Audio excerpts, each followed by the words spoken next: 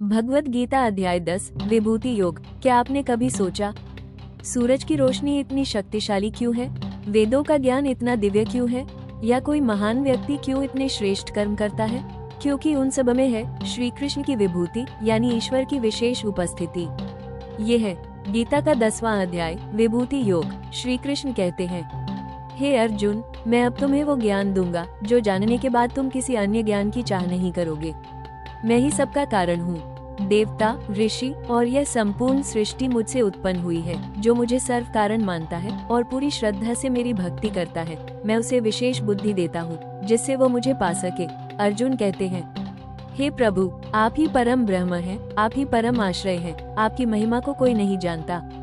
कृपया अपनी दिव्य विभूतियाँ मुझे बताइए। श्री कृष्ण उत्तर देते हैं, हे अर्जुन, मैं बताता हूँ मेरी कुछ दिव्य विभूतियाँ। मैं हूँ आत्मा सभी जीवों में, मैं हूँ वेदों में सामवेद, इंद्रों में वास, पर्वतों में मेरु, नदियों में गंगा, ऋषियों में नारद, सैनिकों में राम, सर्पों में वासुकी, जानवरों में सिंह, पवित्र ग्रंथों में गीता, भावनाओं में भक्ति, हर श्रेष्ठता में मैं ही हूँ।